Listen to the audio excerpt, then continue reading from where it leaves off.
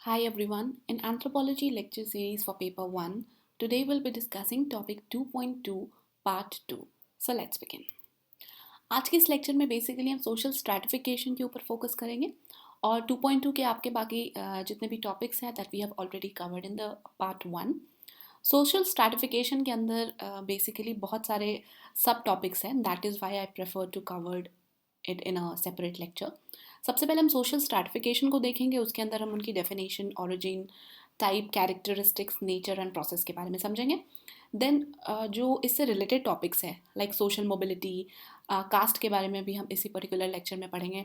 Then will study about class, state, role, status and gender and stratification.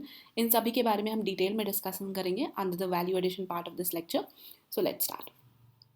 So first of all social stratification को आपको simple तरीके से अगर समझना है तो you may recall an experiment of your school time. आपने ज़रूर ये किया होगा when you tried mixing different kinds of an liquid having different physical properties.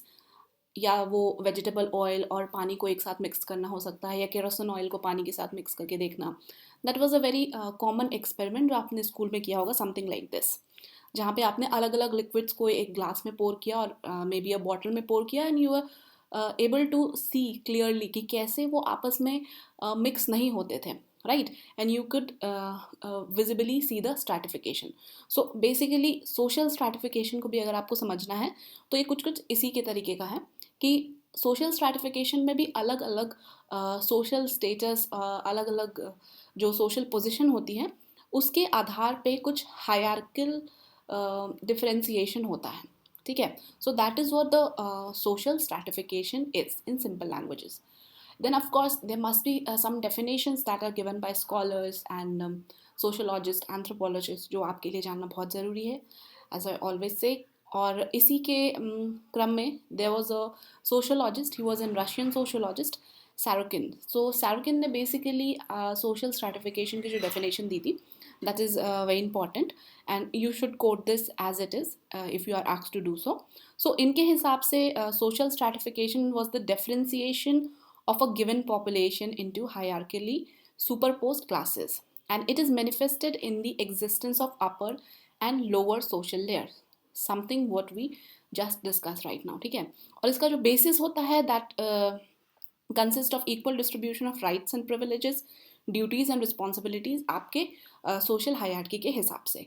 Then social values और पावर्स भी जो होती हैं वो भी जो इस पर्टिकुलर स्ट्रैटिफिकेशन के मेंबर्स को होती हैं उनको दी जाती हैं as per their position, right. क्योंकि आप अगर एक इंडिया का एग्जाम्पल लेके अगर समझना चाहें तो इंडिया में भी we have common citizens, they are democratically elected representatives.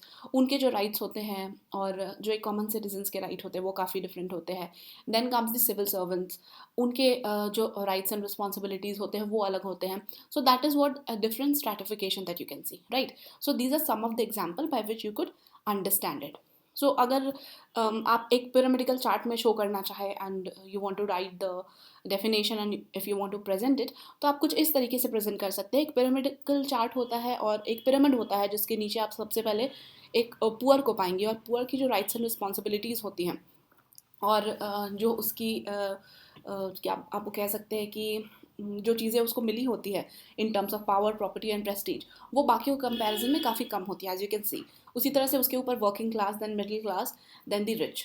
ये एक काफ़ी सिंपल सा पिरामिडिकल स्ट्रक्चर है, but that is what makes the definition clear to you.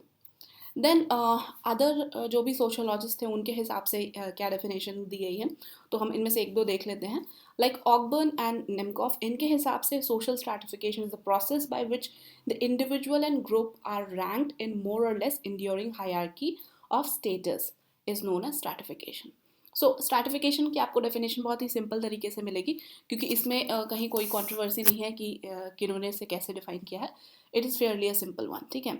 उसी तरह से लम्बर्ग ने डिफाइन किया है, गेस्बर्ट, विलियम, देन रेमंड डब्ल्यू मूरी, इन सभी ने स्ट्रैटिफिकेशन को डिफाइन किया है. तो आप ये सारे डेफिनेशंस अच्छे से देख सकते हैं and you could also memorise them. Then origin of stratification की अगर हम बात करें कि ये सोशल स्ट्रैटिफिकेशन ऐसा तो है नहीं कि आज से लाखों साल पहले से ही एग्जिस्ट करता है. This is something kind of an modern phenomena you can say, right. Not even modern, then ये बहुत पुरानी तो नहीं है.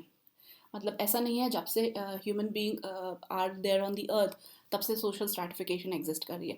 और अगर शायद कर भी रही होगी तो उस टाइम पे सोशोलॉजिस्ट को वैसा मौका नहीं मिला that they could have studied and we have some literature related to that. So हमें जब से पता है ऑफ द ह्यूमन सोसाइटी तब से हम देख रहे हैं ये सोशल स्ट्रैटिफिकेशन एग्जिस्ट कर रहा है. ठीक है. सो इसके बारे में भी अलग अलग व्यू पॉइंट्स है. So according to Davis, sociologist, social stratification has come into being due to the functional necessity of the social system. So, see, again, this is a fairly simple um, viewpoint regarding the origin कि अगर functional necessity नहीं होगी, see, अगर एक particular society में सारे लोग एक ही स्टेटस के होंगे और वो एक ही जगह पे एग्जिस्ट करेंगे तो जाहिर सी बात है कुछ ऐसी चीज़ें होंगी और कुछ ऐसे फंक्शंस होंगे जो कि वो परफॉर्म ना कर सके. हो सकता है उनके नीचे वाले या उनके ऊपर वाले जो स्टेटस में है वही परफॉर्म करने के लायक हो. So basically to maintain a balance, ये सोशल स्ट्रैटिफिकेशन आप कह सकते हैं, उसके लिए भी काफ़ी ज़रूरी होता है. ठीक है. ताकि जो फंक्शनल नीड्स है वो भी डिफाइन हो सके. क्योंकि आप देखते हो सोसाइटी में भी हर किसी का मतलब हर कोई हर काम नहीं करता. Everyone has some different role assign to them, right. अगर एक डॉक्टर है तो वो एक डॉक्टर का काम करता है, अगर एक सफाई वाला है तो वो सफाई का काम करता है. And when you will see कि कैसे क्लास एंड कास्ट और ये सारी चीज़ों का डिवीजन हुआ है, सो बेसिकली उसकी जो नींव रखी गई है that is from this social stratification only. ठीक है. देन अगेन सैरोकिन जो सोशियोलॉजिस्ट है रशियन, इनके हिसाब से social stratification mainly due to the inherited differences in the environmental conditions. ठीक है. तो अब आप डिटेल में जाके पढ़ेंगे then you will get to know कि इसके पीछे क्या थ्योरी रही थी. But for a simpler objective of writing in the exam आप ये व्यू पॉइंट्स मेंशन कर सकते हैं. ठीक है. अदरवाइज अगर आप इन पे पूरा का पूरा रिसर्च करना चाहेंगे तो you could definitely do that. Then Karl Marx, क्योंकि कार्ल मार्क्स ने अलग अलग चीज़ों के अपने ऊपर अलग अलग चीज़ों पे अपनी राय रखी है. So you should definitely know कि इनका स्ट्रैटिफिकेशन के ऊपर क्या कहना था. और अगर आप इनकी कहीं बात को कोट करते हैं like what he felt was the origin of stratification, that would be really good. So इनके हिसाब से social factor responsible थे for this different social strata और stratification. ठीक है. जो more or less जो आपके डेविस ने कहा कि social factor और needs की वजह से necessity को fulfill करने के लिए stratification came into being. ठीक है. आई होप अब तक सोशल स्ट्रैटिफिकेशन का जो कंसेप्ट है that must be clear in your mind. So now let's talk about the types of social stratification कि ये जो सोशल स्ट्रैटाज में हम डिवाइड करते हैं, डिविजन्स करते हैं, ये किन किन बेसिस पे हो सकता है. So broadly somewhere you will find कि आपके मेजर 3 टाइप्स दिए गए हैं और कहीं कहीं पे 4, that is the last one slavery, ये भी इंक्लूडेड है. ठीक है. सो अगर हम पहले टाइप की बात करें तो that is cast.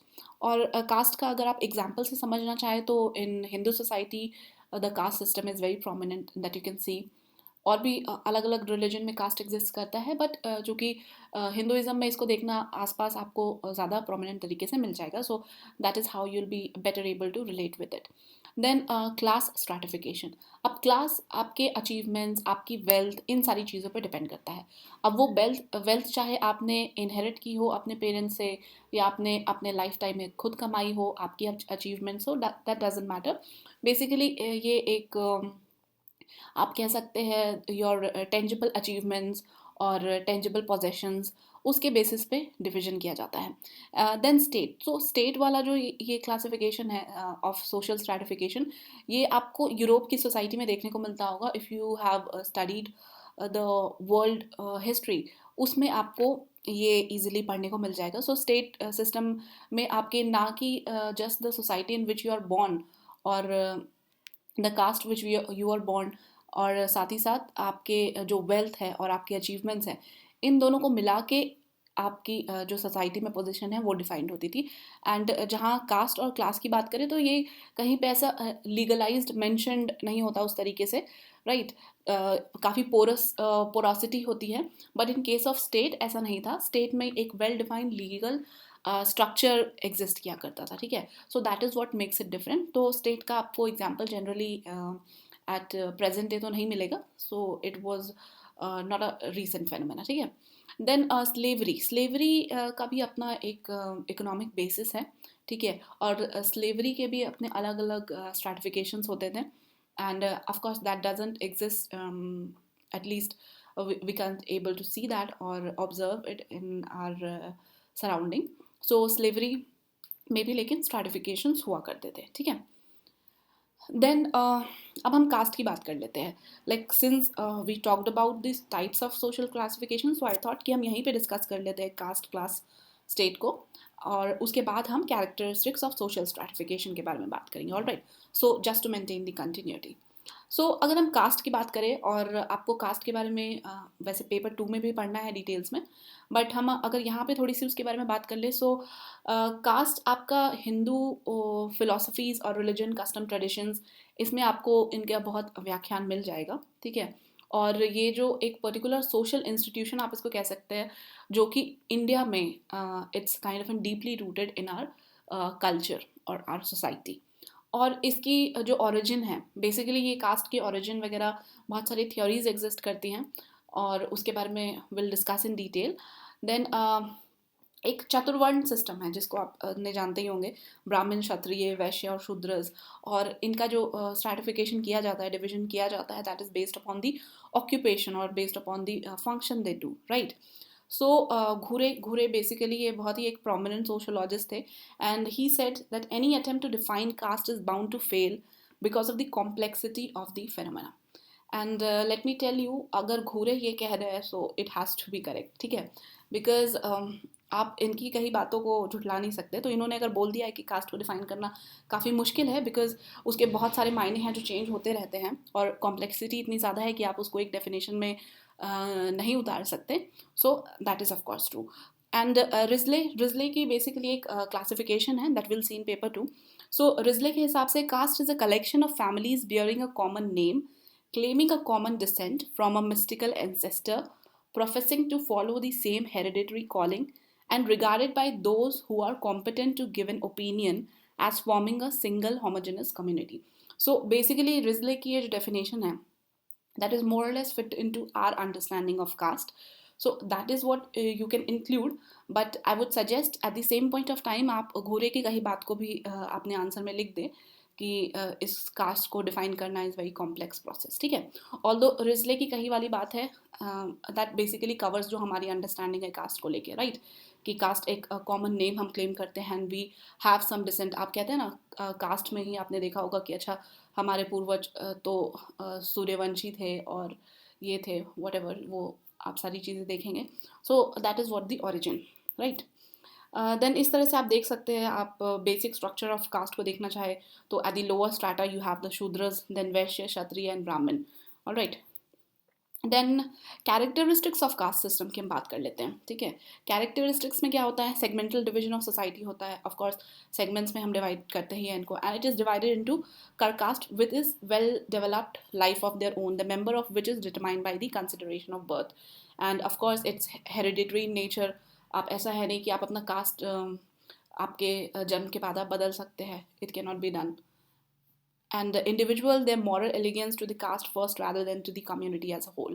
Of course, मतलब these are generic thing. I'm not telling कि ये applicable होता है on each and everyone belonging to a certain particular caste. But yeah, somewhat this is the theoretical definition that you have to consider to be true. Then on feelings and social intercourse.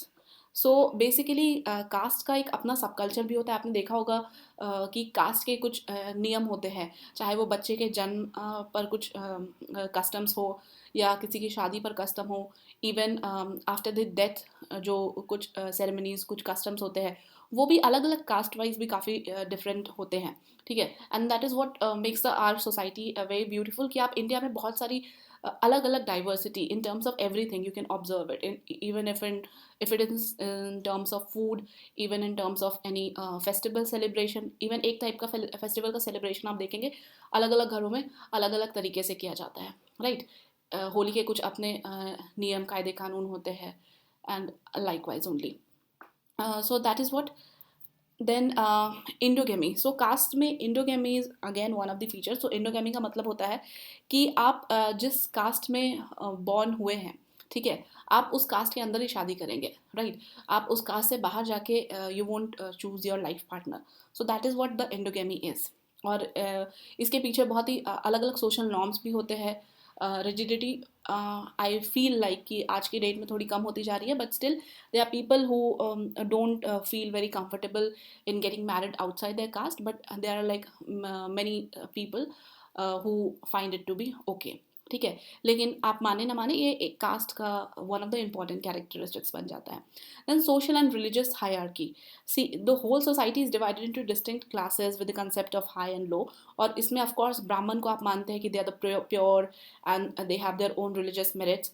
और शूद्रास को आप मानते हैं कि they are meant to do certain kind of an work that we are not suppose to do. ठीक है, सो ये एक सोशल और रिलीजियस हायरार्की बन के रह जाता है.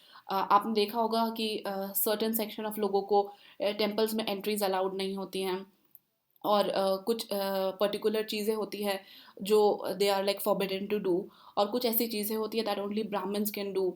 सो I won't go into detail, लेकिन ये सारी चीज़ें आप देखेंगे आज के डेट में भी एग्जिस्ट कर रही है, चाहे वो नॉर्थ इंडिया हो, साउथ इंडिया हो, ईस्ट और वेस्ट एनीथिंग. जहाँ पे भी एक कास्ट प्रीडोमिनेंसी आप देखेंगे, वहाँ पे आप इन कैरेक्टरिस्टिक्स को कहीं ना कहीं ज़रूर ऑब्जर्व कर पाएंगे. ऑलराइट. देन क्लास के बारे में हम बात कर लेते हैं फटाफट से. रिमेंबर हमने कास्ट के बारे में बात की, क्लास, स्टेट एंड स्लेवरी. सो हम यहाँ पे कास्ट, क्लास एंड स्टेट के बारे में बात करेंगे. Talking about the second type, that is class. So class basically जैसे हमने डिस्कस किया था कि ये आपके अचीवमेंट्स और वेल्थ के ऊपर डिफाइंड होती है, उस बेसिस पे आपका डिवीजन किया जाता है, आपकी सोशल ऑर्डर या रैंकिंग की जाती है, राइट. तो इसके कौन कौन से डिटरमाइनिंग फैक्टर हो सकते हैं. अगर आप सोचें, इसका एक सबसे जो प्रोमिनेंट और इम्पॉर्टेंट कैरेक्टरिस्टिक्स होगा, that is of course the wealth and property. Because उसी के बेसिस पे तो ये सारा खेल रचा गया है, right. Even the Forbes they come out with list of people who are billionaire and who are millionaire, right.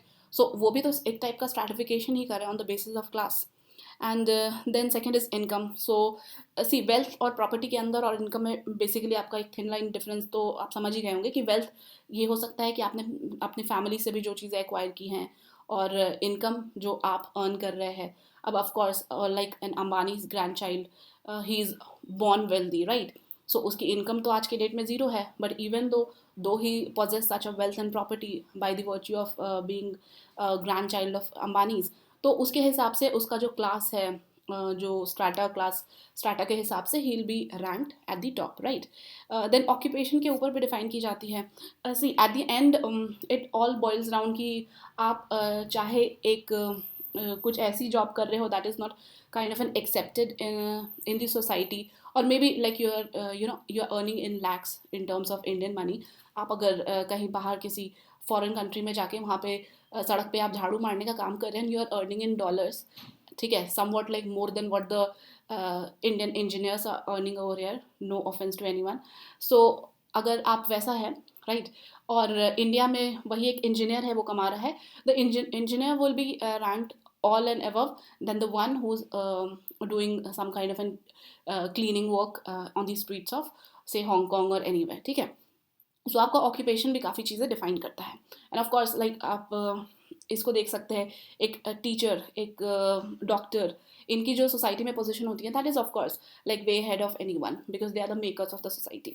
Then education के बिना पे भी आपको आंका जाता है, नो मैटर कि आपने मतलब कौन सी अचीवमेंट कर ली हो. If you are not from an educated background, तो आपके अचीवमेंट्स को कहीं ना कहीं there will be some kind of an apprehensions to it, right. So basically education आपको एक social tag लगा देता है, and of course education helps you grow. So बहुत सारी चीज़ें होती हैं, but हाँ, अब हम education की quality के ऊपर नहीं जाएंगे कि किस quality of education. Somewhere you'll see there are like PhD holders who are not even being able to do the things that a normal graduate could do, ठीक है. So ये अपने आप में काफ़ी relative factors भी होते हैं, but yeah of course जो एजुकेशन होता है उसके बिना पे भी सोशल स्ट्रैटिफिकेशन होता है. बेसिकली इफ़ यू सी कि एक engineering graduate from an IIT और from any XYZ college, so of course वहाँ पे IITs वाले का जो एक सोशल स्ट्रैटा होता है that is higher than the one from the other colleges, right? Now state की अगर हम बात करें, so as we already discussed कि ये यूरोपियन सोसाइटी में एग्जिस्ट करता है, और ये बेसिकली एक लीगल सिस्टम हुआ करता था जिसके आधार पे आपकी एरिस्टोक्रेसी, क्लर्जी एंड सर्व्स में डिवाइड किए जाते थे, और उसी के आधार पे अगर किसी को कौन सी नौकरी दी जानी है और वो कौन से पोजीशन के लिए एलिजिबल है, ये सारी चीज़ें भी काफ़ी डिसाइसिव फैक्टर्स होती थी ऑफ बिलोंगिंगनेस की आप कौन से पर्टिकुलर स्ट्रैटा को बिलोंग करते हैं, ठीक है। देन ये इंडियन सोसाइटी पर्सपेक्टिव से उतना इंपॉर्टेंट नहीं है, बट सिंस लाइक हम पेपर 1 पढ़ रहे हैं और पेपर 1 में you have to get view point from the world perspective, so that is why it becomes very important. And of course ये सोशल स्ट्रैटिफिकेशन के अंदर एक डायरेक्टली आपको टाइप तो आता ही आता है, so you could mention this much, that would B okay, ठीक है। देन हम मेन टॉपिक के ऊपर आ जाते हैं, दैट इज़ सोशल स्ट्रैटिफिकेशन की कैरेक्टरिस्टिक्स के बारे में, ठीक है। सो अगर हम सोशल स्ट्रैटिफिकेशन की कैरेक्टरिस्टिक्स की बात करें, so first one is social stratification is universal. See अगर हम स्ट्रिक्टली सोशोलॉजिकल पर्सपेक्टिव से बात करें, so Sorokin who is the sociologist, इनके हिसाब से जितनी भी सोसाइटीज़ हैं, they have all permanently organized groups that are stratified. So इनके हिसाब से it's a universal phenomena, right? लेकिन चूंकि हम एंथ्रोपोलॉजी की भी यहाँ पे बात कर लेते हैं, सो एंथ्रोपोलॉजिस्ट का ये मानना है, बिकॉज एंथ्रोपोलॉजिस्ट तो आज की सोसाइटी नहीं, they are also studying the other primitive societies as well. So उनके हिसाब से ये जो कंसेप्ट है of social stratification, that's not universal, alright. उनके हिसाब से ये चीज़ें प्रिमिटिव सोसाइटीज़ में, हंटर गैदरर्स की सोसाइटी में एग्जिस्ट नहीं करती थी, और ये उन सोसाइटीज़ में भी एग्जिस्ट नहीं करती थी जहाँ पे कोई फॉर्म ऑफ लीडरशिप नहीं होती थी, everyone was equal, they are doing the same thing, complementing each other, वो सारी चीज़ें होती थी, ठीक है। So whether it is universal or not, that is bit controversial as of now, but हाँ, आप दोनों पॉइंट ऑफ व्यू चाहे तो प्रेजेंट कर सकते हैं if you are writing it in the characteristics of social stratification. Then the second one is stratification is social.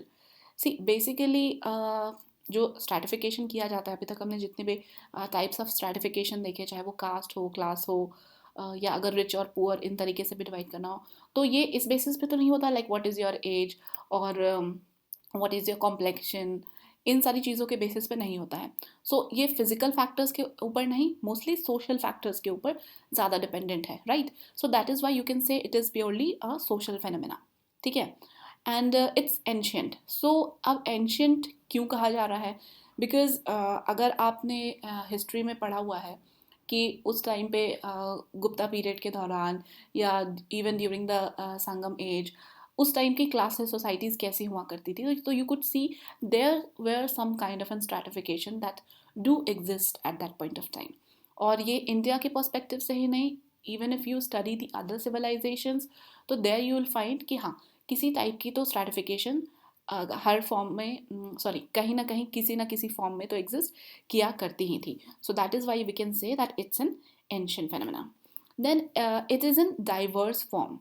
Then again कि ऐसा नहीं है कि there is a particularly defined way जिसके बेसिस पे आपकी स्ट्रैटिफिकेशन की जाएगी। स्ट्रैटिफिकेशन कई तरीके की हो सकती हैं और अलग अलग टाइप्स की हो सकती हैं। लाइक यहाँ पे कुछ एग्जांपल्स जो मेंशन है, यू कैन सी कि जो 4 वर्णस की क्लासिफिकेशन है, लाइक ब्राह्मण, Kshatriya, Vaishya, Shudra, that is a form of stratification.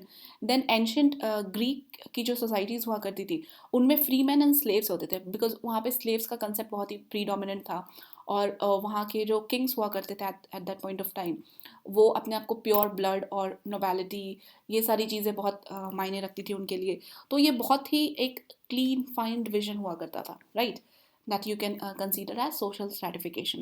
Similarly, Roman society में भी अलग अलग टाइप के डिविजन्स होते थे। सो ओवरऑल जो स्ट्रैटिफिकेशन का ये कंसेप्ट है, ये हर एक सोसाइटी में किसी ना किसी फॉर्म में एग्जिस्ट कर रहा है। So that is why you can conclude कि it is of a diverse form. Social stratification is consequential, right? So this is the last characteristics of social stratification. अगर आप इसको एग्जाम्पल से इमेजिनेशन से समझेंगे, that would be much easier. Suppose आप एक type of social stratification को belong करते हैं अकॉर्डिंग टू द क्लास, जिसके अंदर there is a rich class and there is a middle class, there is a lower middle class and a poor class, right. So आप उस rich class को belong करते हैं, so definitely you will be staying in somewhere a posh locality, right. And the one who belongs to the middle class or the lower middle class, उनकी जो life style होगी आपसे वो काफ़ी different होगी. You might be wearing Zara dresses and the other person may be wearing from the Sarojini Nagar market, right? So ये सारे class differences आपके लाइफ स्टाइल में भी काफ़ी सारे changes लाते हैं. And but at the same point of time ज़रूरी नहीं है कि हर एक member of that particular class, although they have the same chances to enjoy the same lifestyle और the same opportunities, बट ज़रूरी नहीं है कि उस क्लास के जो सारे मेंबर्स हों वो एक ही टाइप की अपॉर्चुनिटीज़ और एक ही टाइप की लैविशनेस एक्सपीरियंस करें. It may vary upon the society as well, कि आप कौन सी सोसाइटी में रह रहे हैं, वहाँ किस तरीके का माहौल एग्जिस्ट करता है. If you have read the recent news, like there was a Saudi princess who was jailed and she is been in jail for more than a year or so. ठीक है, तो she is a princess. Can you imagine a princess to be in a jail at in a position जहाँ पे उसको जो चीज़ें वो deserve करती है as by the virtue of being a princess, वो तो उनको अवेलेबल नहीं हो रही है वहाँ पे. So although she belongs to a particular class, but उस क्लास में रहने के बावजूद she forms a part of a society जहाँ पे बहुत सारी चीज़ें for women may gets very difficult, that is like kind of and very easy for his मतलब the men counterpart, right? So ये सारे differences exist करते हैं in the social stratification that you can mention as an example. All right. Then हम process of social stratification की बात कर लेते हैं. So process of social stratification basically अगर आपको इसको समझना हो तो ऐसा नहीं है कि चार लोगों को एक लाइन में खड़ा कर दिया गया एंड बोला गया कि okay you belong to the rich class, you belong to the poor, और ये वो एंड इस तरीके से सोशल स्ट्रैटिफिकेशन कर दी गई, right.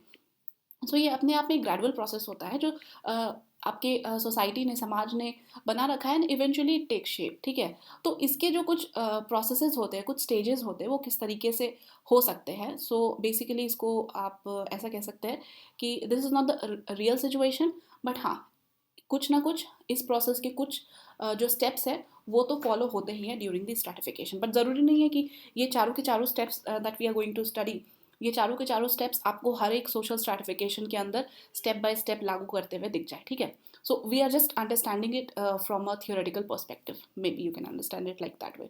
So first of all differentiation होता है. ऑफकोर्स सोसाइटी में डिफरेंशिएशन आप करेंगे तभी तो पता चलेगा. Suppose there are like some set of 10 people, हम हाइपोथेटिकल सिनेरियो ले लेते हैं, 10 सेट ऑफ पीपल है, तो उसमें आप डिफरेंशिएशन करके देखेंगे ना कि ओके किसकी कौन सी वर्थ कितनी है एंड उसने अपना वेल्थ कितना एक्वायर किया है, तो सम टोटल कितना हो गया. सो ये सारी चीज़ों के आधार पे सबसे पहले तो आप डिफरेंशिएशन करेंगे. देन डिफरेंशिएशन करने के बाद आप इवैल्यूएशन करेंगे. सो इवैल्यूएशन के भी अपने अलग अलग पैरामीटर्स हो सकते हैं डिपेंडिंग अपॉन आप किस टाइप की स्ट्रैटिफिकेशन देख रहे हैं, ठीक है. अगर आप ये क्लास वाइज देख रहे हैं जिसमें आपके वेल्थ वाले पैरामीटर्स हैं, तो उसमें आप इवैल्यूएशन करके तो देखेंगे ना सारी चीज़ों को. Then rewarding. So rewarding basically यहाँ पे अपॉर्चुनिटीज़ की बात की जाती है कि अब आप किसको कितनी अपॉर्चुनिटी दे रहे हैं आगे बढ़ने की या अपने स्टेटस को सुधारने की. उस हिसाब से भी डिपेंड करेगा ना, कि ज़रूरी तो नहीं है कि जो आज के डेट में गरीब हो वो हमेशा से ज़िंदगी में गरीब ही रह जाए. It also depends like how much opportunity that he or she is getting in the life, so that he can raise the standard of living or raise the money that he is earning, right? तो Slumdog Millionaire का आप example ले सकते हैं इसके अंदर. Then ranking, और at the end आता है आपका ranking, and that differences and inequalities also do not exist in all objective state but are compared. Of course ये सारी चीज़ें आपके रिलेटिव टर्म्स में ही होती हैं, ऐसा नहीं है कि ये बिल्कुल एब्सोल्यूट नेचर की होती है. सो बेसिकली आप बोल सकते हैं प्रोसेस ऑफ स्ट्रैटिफिकेशन के अंदर आपके आता है differentiation, evaluation, rewarding and ranking. और इसको अगर आपको एक्सप्लेन करना हो in the examination situation, then you can take up any of the example और आप इजीली इनको एक्सप्लेन कर सकते हैं in your own words, right. Then at the end let's talk about the nature of social stratification. ये एक moral phenomena है that we use to evaluate one another. जाहिर सी बात है हम एक दूसरे को जज करने के लिए सोशल स्ट्रैटिफिकेशन का, इवन तो आपको इस कंसेप्ट के बारे में कॉग्निटिवली आपको नहीं पता हो, आप उतना फोकस नहीं कर रहे हो सोशियोलॉजिकल पर्सपेक्टिव से, लेकिन कहीं ना कहीं जजमेंटल पॉइंट ऑफ व्यू तो आ जाता है in our day to day life. Then it's a structural phenomena also. ये एक बिहेवियरल फेनोमेना भी है. So suppose you went to the mini secretariat for some of your work जो कि हो नहीं रहा है, and you know definitely wanted to meet the deputy commissioner, और उनको आप शिकायत करना चाहते हैं. So when you go and you will talk to him और हर, तो आपकी जो बोलने का तरीका होगा, the way you behave will be very different the way you could have been behaving with the clerk और any other subordinate staff, right? So ये कैसे आता है? Because you know the person is a deputy commissioner, he has some social strata जहाँ पे certain आपको norms follow करने हैं, एक तरीका है जिसके आपको फॉलो करके उनसे बात करना है, तो आप वो सारी चीज़ें ध्यान में रखेंगे और आप उसी तरीके से बिहेव करेंगे. All right. And it's a material phenomena also. See basically अगर आपको पहले का याद हो या आज की डेट में भी आपको कभी ज़रूरत पड़ती हो कि आपको किसी ट्रेन की रिजर्वेशन को कंफर्म कराना है, ठीक है? तो generally what we do, generally you try and get in touch with someone who's having some quota or some MLA MP. आप इनसे बात करते हैं because you know they could make your work a bit easier, right? because उनका influence होता है, they can get it done very easily. और in case of any emergency, से आपको कोई health care emergency है, किसी hospital में आपको admission लेना है and you are not being able to get it, तो आप जाहिर सी बात है किसी न किसी इन्फ्लुएंशियल इंसान से, चाहे वो डॉक्टर हो और भी उस शहर का कोई जाना माना व्यक्ति हो, आप उनसे बात करेंगे, ठीक है? क्योंकि उनका इन्फ्लुएंस है वहाँ पे based upon the by the virtue of a social strata, right? Then it's an existential phenomena. See आज के डेट में हम आपस में एक दूसरे के स्टेटस के हिसाब से रिस्पॉन्ड करते हैं. That is very true. Even amongst your friend आप देखेंगे कि आपके जो कुछ फ्रेंड्स हैं and they are at a higher position than you are at present, और कुछ ऐसे होंगे जो आपसे लोअर पोजिशन पे है. तो आप कहीं ना कहीं अगर इस चीज़ों को ऑब्जर्व करना शुरू कर दें तो you could see the clear difference कि आप कैसे आपका जो बात करने का तरीका है, आपका टॉपिक ऑफ डिस्कशन है, वो सारी चीज़ें चेंज हो जाती हैं. और ये सारी चीज़ें चेंज होने का कहीं ना कहीं कारण है the social stratification. So that is what the nature of social stratification is. Now let's talk about social stratification and differentiation के बीच में difference. So see basically social stratification is a part of social differentiation. Social differentiation एक broader concept है और उसके अंदर एक particular concept है, दैट इज सोशल स्ट्रैटिफिकेशन. अगर आपको डिफरेंस के तौर पे याद रखना हो तो आप ऐसे याद रख सकते हैं that differentiation is the horizontal division, whereas the social stratification आपका वर्टिकल डिवीजन करते हैं हम वहाँ पे. अगर आप एग्जाम्पल के तौर पे देखें तो सोशल डिफरेंशिएशन के अंदर आपके मान लीजिए कुछ लोग हैं, एज ग्रुप में उनको हमने डिवाइड कर दिया, so that you can categorise as differentiation, ठीक है? वो सोशल स्ट्रैटिफिकेशन के अंदर नहीं आएगी बिकॉज स्ट्रैटिफिकेशन में हमने देखा था कि ऐसे कोई भी फिजियोलॉजिकल या बायोलॉजिकल फैक्टर्स को कंसीडर नहीं किया जाता है. It's purely a social concept. Alright, so that is what about social stratification and differentiation. Then let's talk about social mobility. See, social mobility and stratification, they both are very closely related concepts. That is why I thought you should know about it. Mobility की जो literal meaning है that is the movement. तो उसी से आप समझ सकते हैं कि सोशल मोबिलिटी भी is the same thing. Social mobility से भी मतलब आपका मूवमेंट का ही होता है, और वो मूवमेंट कहाँ होता है? इन दी सोशल स्ट्रक्चर, ठीक है?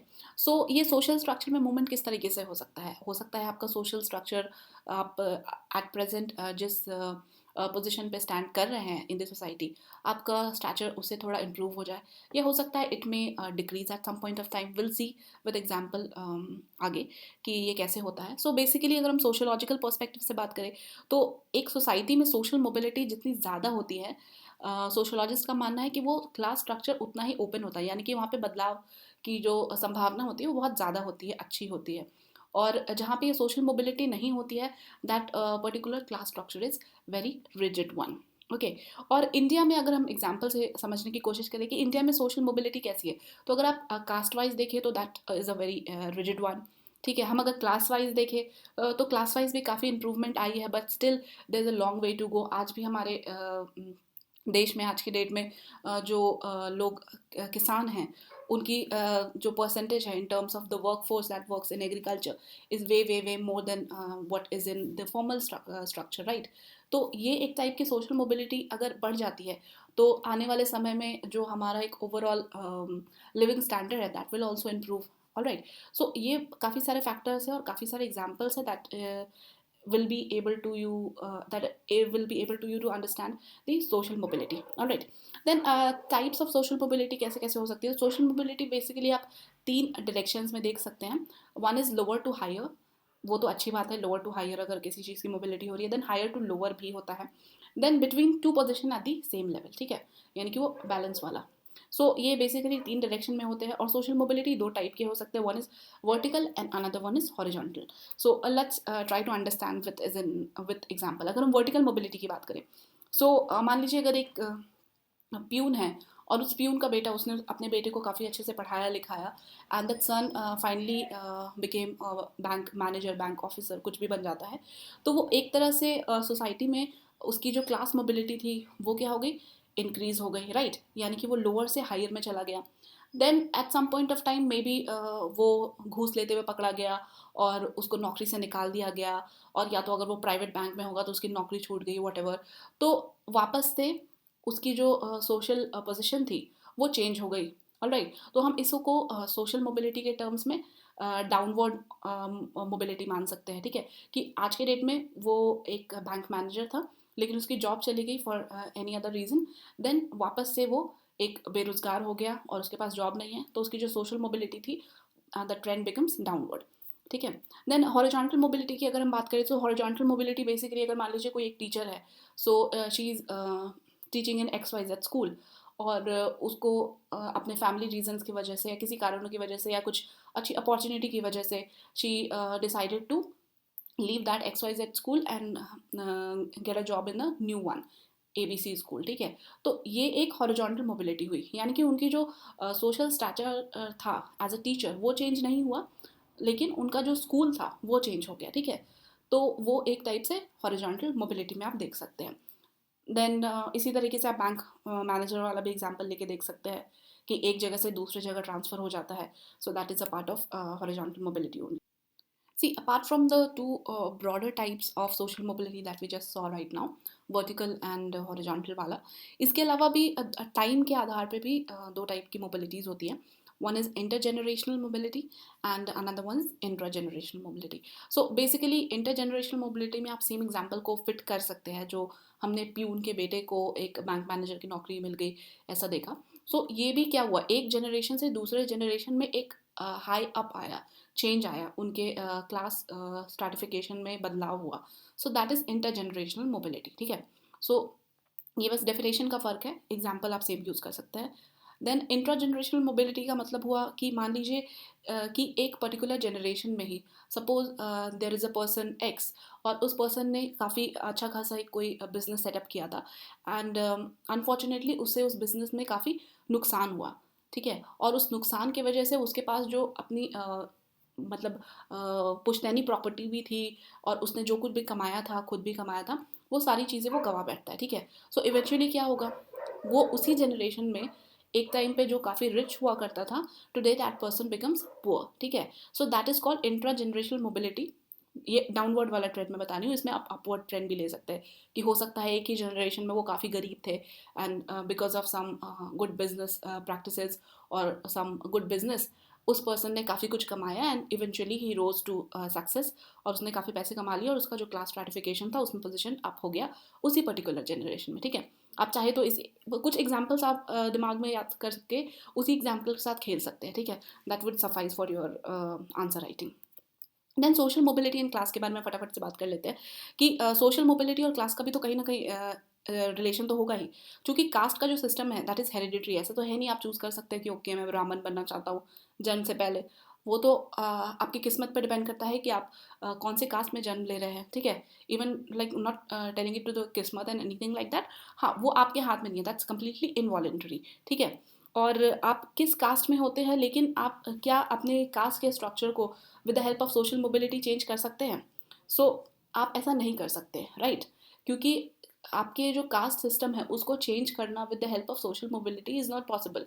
आप जिस कास्ट में पैदा हो गए हैं, you are part of that caste only. आप चाहे तो आप उस कास्ट को नाम यूज़ करना आप बंद कर दे, that is up to you. आज के डेट में आप कई लोग देखेंगे they use instead of their title they prefer calling them to be Bharatiya. ऐसे है मेरे कुछ जानने वाले दैट आई नो, तो हो सकता है, लेकिन आपको यहाँ पे अपना कास्ट चेंज नहीं कर सकते आप। ऐसा नहीं है कि आप आज की डेट में ब्राह्मण है और कल को आप क्षत्रिय बनना चाहे तो you could like do that very easily, ऐसा नहीं होता। Then social mobility and class, but mobility in class is quite feasible। आपने बिल गेट्स का अगर ये कोट सुना हो, if you are born poor it's not your mistake, but if you die poor it's your mistake. So basically class mobility आपको ये allow करती है that you can change the status और your class by your achievements. आप जितनी मेहनत करेंगे, आप जितना सक्सेस पाएंगे, हो सकता है आप उसके मदद से अपने क्लास स्टेटस को चेंज कर पाए। So there the social mobility is basically possible. Alright, then social stratification और जेंडर की बात करते हैं। सी बेसिकली हमने सोशल स्ट्रैटिफिकेशन के टाइप्स के बारे में जब बात करा, we discussed about caste, class, state and slavery. हमने जेंडर को वहाँ पे स्पेसिफाई नहीं किया था because gender is not sole alone topic in caste और इन क्लास और you can say even in state और slavery. They cut across all these things, right. ज़रूरी नहीं है कि स्लेवरी में आपको बस मेल से मिलेंगे, there could be females also. Class में भी आपको फीमेल्स में मिलेंगी, same goes with the caste as well, ठीक है। तो अगर हम जेंडर और सोशल स्ट्रैटिफिकेशन की बात करें तो ये भी कम्युनिटी वाइज और सोसाइटी वाइज आपको जेंडर का रोल अलग अलग मिलेगा, ठीक है। उनका जो सोशल स्टेटस है और समाज में जो उनकी पोजीशन है और जो उनकी रोल्स एंड रिस्पॉन्सिबिलिटीज़ है, ये भी आपको हर जगह पे डिफरेंट डिफरेंट मिलेंगी। तो अगर हम द कंसेप्ट ऑफ जेंडर की बात करें तो बेसिकली आपको 19th सेंचुरी में there was a women movement, जिससे ये बेसिकली पूरा का पूरा जो जेंडर का कंसेप्ट है that was centralised basically. And जो हम जेंडर और सेक्स की बात करते हैं, सो जब हम इन वुमेन एम्पावरमेंट मूवमेंट्स की बात करें, so they rather prefer to be called as a gender और to termed as a gender like male and female rather than sex, right. तो ये जो टर्म जेंडर है बेसिकली ये आपके जो सोशल और बायोलॉजिकल कंस्ट्रक्ट्स है उसको डिफाइन करता है। ये ऐसा नहीं है कि ये एक पर्टिकुलर कोई एक टैग असाइन कर देता है, बट ये बहुत सारे फैक्टर्स पे डिपेंडेंट होता है।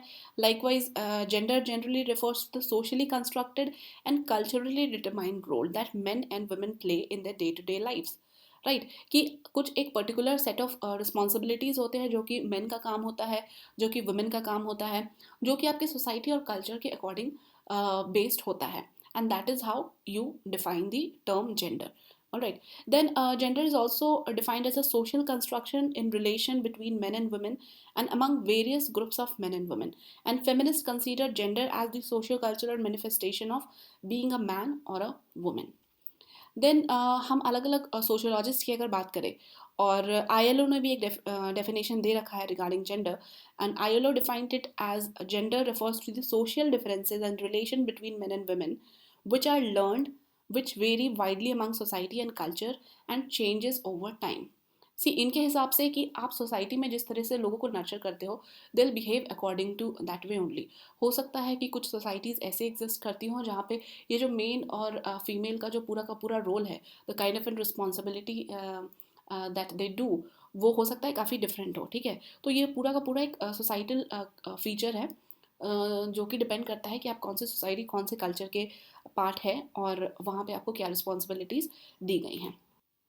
Now let's talk about some more related concepts of social stratification like status, role, हम इन सब के बारे में बात करेंगे। अगर हम स्टेटस की बात करें तो स्टेटस सिंपली क्या है? स्टेटस सिंपली एक पोजीशन है, एक रैंक है जो आपको एक सोसाइटी में दी जाती है या एक ग्रुप में दी जाती है, और यू कैन से एक सोशल इंस्टीट्यूशन के अंदर आपको वो पर्टिकुलर स्टेटस असाइन किया जाता है। Like there might be a status of a daughter और डॉटर इन लॉ और अ फ्रेंड, ये सारे आपके स्टेटस हैं। ऑलराइट, और एम्प्लॉय, अगर आप किसी जगह काम कर रहे हैं तो that is also status of yours. और स्टेटस के साथ जो अटैच्ड होता है रोल, कि आप उस स्टेटस के अंदर कौन सा रोल प्ले करते हैं। लाइक बीइंग अ डॉटर आपकी कुछ रोल्स एंड रिस्पॉन्सिबिलिटीज़ हैं, बीइंग एम्प्लॉय आपकी कुछ रोल्स एंड रिस्पॉन्सिबिलिटीज़ हैं। तो role and status both are like kind of an interlinked topic that you can say. So अगर हम कैरेक्टरिस्टिक्स ऑफ स्टेटस की बात करें, so basically it results because of some needs and interest of the society. क्या ज़रूरत थी हमें society में किसी भी प्रकार के रोल को बनाने की? क्योंकि सोसाइटी की कुछ नीड होती है और उस नीड को फुलफिल करने के लिए ही ये सर्टन रोल्स और स्टेटस बनाए गए हैं, ठीक है. So that is one of the characteristics. Then you have some degree of authority over others. जाहिर सी बात है, अगर मान लीजिए एक माँ बाप है, उनके दो बच्चे हैं, एक बेटा है एक बेटी है, और some of your cousins come to your place, तो आपकी जो पोजीशन है आपके माँ बाप के नज़र में, आपका जो स्टेटस है उनके नज़र में, that is very different from what they have for your cousin, right. तो ये आपको एक सम डिग्री ऑफ अथॉरिटी देता है, सम डिग्री ऑफ प्रिविलेज देता है maybe. Then it is relative and has some degree of prestige also. Of course वो depend करता है आप कौन से स्टेटस की बात कर रहे हैं. Then it indicate social stratification, of course. Then have certain privileges and immunities. Maybe आप मान लीजिए you are the younger daughter, और आपने कुछ शैतानी कर दिया, and you have a like elder sibling, right. So आपके कुछ प्रिविलेज ये हो सकते हैं कि आपको हो सकता है कम मार पड़े, आपने कुछ गलती की हो तो, because of the virtue of your status being the younger daughter. Then have some right to remunerations and cannot be isolated from the roles. So हो सकता है कि being a daughter or being a son of that family, you are going to inherit some property of your father or mother. तो ये आपके कुछ remunerations है that is attached with that particular status. ठीक है, तो ये सारे आपके कैरेक्टरिस्टिक्स हो गए हैं स्टेटस के. देन इवेंचुअली हम जितने भी लोग हैं, वी अक्वायर सम और the other status in our life, ठीक है. चाहे वो स्टेटस आपके डॉटर का हो, डॉटर इन लॉ का हो, किसी की मदर का हो, या breadwinner of the family, और even basketball player, painter, teacher, anything. So you acquire some और दी अदर स्टेटस. तो आप इस स्टेटस को भी दो बेसिक टाइप्स में डिवाइड कर सकते हैं. One is ascribed status and another one is achieved status. Ascribed status basically again ये इनवॉलेंट्री होता है, आपको ये चूज़ करने की ज़रूरत नहीं पड़ती है. वेरएज अचीव स्टेटस जो होता है ये आप अचीव करते हैं based upon your knowledge and skill. और इसके एग्जांपल्स आप इजीली देख सकते हैं. एस्क्राइब्ड स्टेटस बेसिकली जो आपके फैमिली और किनशिप से रिलेटेड जो सारी स्टेटस है, that is more of an ascribed status. ये आपके ऊपर डिपेंड नहीं करता है कि आप किसके चाचा मामा भतीजे बनना चाहते हो. That is already decided, right. Then achieve status तो डिपेंड कर सकता है ना कि आप एक सर्टन कंपनी में काम करना चाहते हो, you wanted to become IAS officer और एन IPS ऑफिसर, तो ये आपका अचीव्ड स्टेटस हो सकता है. Alright, so that is how you can differentiate in between these two. Then role की अगर बात करें, सो जैसे हमने बोला कि एक स्टेटस होता है, स्टेटस के आधार पे आप कुछ रोल प्ले करते हैं. Then Linton defined status simply as a position in a social system such as child और पेरेंट. और जो रोल है, it is a set of norms, values, behaviour and personality characteristics attach to that status, ठीक है. सो अगर मान लीजिए आप एक स्टूडेंट है, स्टूडेंट के रोल में आप स्टूडेंट के स्टेटस में आपके क्या क्या रोल्स हो सकते हैं. you might be attending the class, you might be the monitor of the class, just because आप उस स्टेटस को बिलोंग करते हैं. You are a student. कोई बाहर वाला तो आके क्लास को अटेंड नहीं कर लेगा, कोई बाहर वाला तो आके क्लास का मॉनिटर नहीं बन सकता है. Alright, so that is the role that you are playing by the virtue of being a student. Then अगर आप एक एम्प्लॉय हैं, तो आपको एम्प्लॉय होने के नाते हो सकता है कुछ सर्टेन टास्क असाइन किए जाए, तो आप वो रोल प्ले करते हैं. ऑलराइट, सो आपके स्टेटस के हिसाब से आपका रोल चेंज होता रहता है, and they both are interlinked things that we already discussed. तो कैरेक्टरिस्टिक्स ऑफ अगर रोल की बात करें, तो it's a dynamic aspect of status. Of course आपके स्टेटस के हिसाब से आपका रोल चेंज होता रहता है. अगर आपका स्टेटस अभी स्टूडेंट का है, तो आपके रोल्स भी स्टूडेंट वाले होंगे. अगर आपका स्टेटस सन और डॉटर का है, तो आपकी रोल्स एंड रिस्पॉन्सिबिलिटीज़ भी उसी तरह चेंज हो जाएगी. It can be isolated from status. Of course आप बिना स्टेटस के रोल कैसे प्ले करेंगे, ठीक है. अगर फिल्मों में भी कोई कैरेक्टर प्ले करता है, तो उस कैरेक्टर की भी तो कहीं ना कहीं पोजिशनिंग की जाती है ना, उसी हिसाब से वो रोल प्ले कर रहा है. It has a strong cultural aspect and it's a normative aspect in culture, and role is relative, ठीक है. देन रोल इज़ रिलेटिव से आप बात कर सकते हैं कि आपका रोल डिपेंड करता है कि आप किस टर्म्स में बात कर रहे हैं, ठीक है. आपका रोल आपके माता पिता के लिए एज अ सन या डॉटर का हो सकता है, और may be for your spouse वो रोल चेंज हो जाएगा. Maybe for your siblings वो रोल चेंज हो जाएगा. May be like if you are talking with relative to a colleague, तो उसके हिसाब से आपका रोल चेंज हो जाएगा. So that is why role is very relative also. ठीक है. Then role set and status set की अगर हम बात करें, तो इसको बेसिकली आप एग्जाम्पल के तौर पे इंक्लूड कर सकते हैं. कोई अपने आप में अलग कंसेप्ट नहीं है. I just included this diagram for you to have a better understanding, कि अगर आपको इन दोनों को यूज़ करके समझाना पड़े तो how you can easily explain it without writing in words. तो these are the things that you can use. यहाँ पे अगर इस तरह के डायग्राम बना के आप यूज़ करके बता सकते हैं तो that will save lots of your time and your effort as well. ठीक है. और वो प्रेजेंटेबल भी काफ़ी लगता है. तो यहाँ पे एक फ्लाइट अटेंडेंट का एग्जाम्पल लिया गया है. आप कोई भी एग्जाम्पल ले सकते हैं. वो फ्लाइट अटेंडेंट है, she is a wife also, she is a mother also, और उनका जो रोल सेट है उसमें वो अलग अलग रोल भी प्ले करती है, being in different status also. ठीक है. एज अ वाइफ उनका अलग एक रोल प्ले होता है, देन एज अ मदर उनका अलग रोल प्ले होता है, then as a flight attendant उनका अलग रोल प्ले होता है. सो इसी तरीके से आपके दिमाग में जो भी एग्जाम्पल्स आए you can present by that example only. ठीक है.